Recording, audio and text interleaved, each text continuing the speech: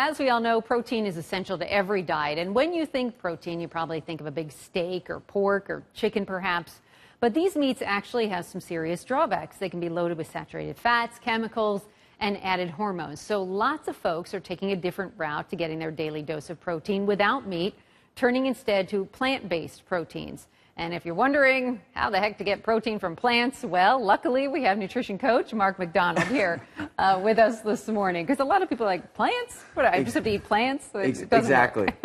So first of all, tell us the difference between a plant-based diet versus, or a plant-based protein versus an animal protein. So plant-based protein is, it's all about making sure you get the right amount of nitrogen in it. So plant-based or animal both provide you with protein, but the key is to make sure that you have complete protein.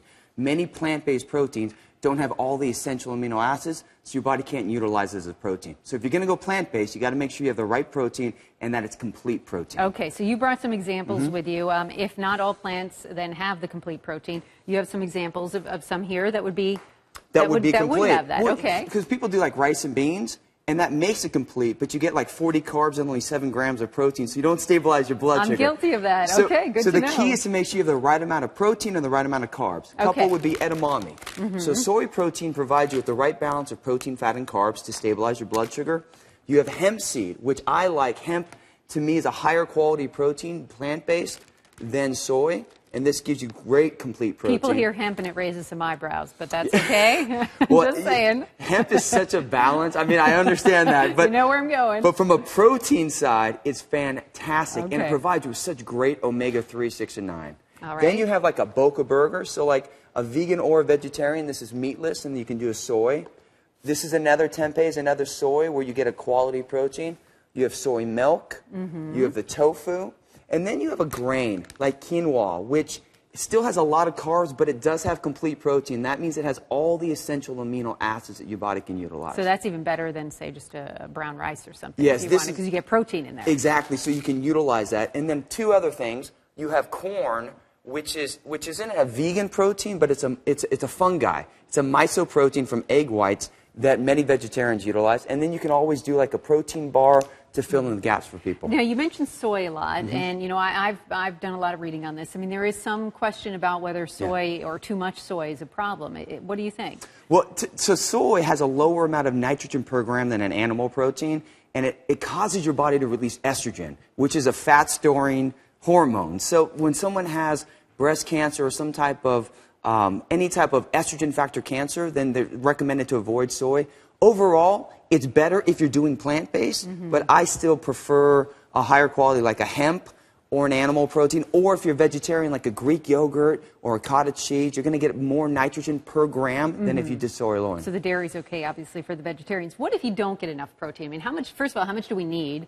And what are the dangers, if there are any, of not getting enough? That's the best question that I just want to hug you for asking. Okay, let's hug it out. Right, let's hug it out. People don't understand protein. Your body, it's essential, provides nitrogen. And when you have more nitrogen coming to your body than leaving, you're in a really good state. And when you have less, you're in a really bad state. Your cells can't metabolize and your tissues break down. So you have to get in protein because it has nitrogen in it. It's the only nutrient that has that. So if you don't get it in, you're in a negative state. So how much do you need? Yeah. It all depends. But what I recommend is based upon your weight, that you want to get at least 1 gram per body weight typically. So like a female, maybe about 20 grams per meal. A male could be anywhere from 30 to 35 grams per meal. Okay, wow, that's all right, that's good to know. Balance of protein to carbohydrates. It's the most underestimated nutrient that people need. And to stabilize your blood sugar, to keep your body in a positive state, you have to get the right amount of protein, the right amount of carbohydrates, and the right amount of fat. Put your body hormonally balanced. Okay, why do you think so many people, I mean, there seems to be such a movement towards plant-based eating. I mean, there are real clear advantages. I mean, I'm a vegetarian. I'm not vegan. I'm not that extreme, but I am. You know, I find myself I'm much more clear-headed and I have more energy. Do you hear that as well from your clients? I do. I think it's so first off, I'm cool with someone's a vegan, vegetarian. I started my program in Venice Beach, California, as long as you get the right amount of protein, carbs, and fat.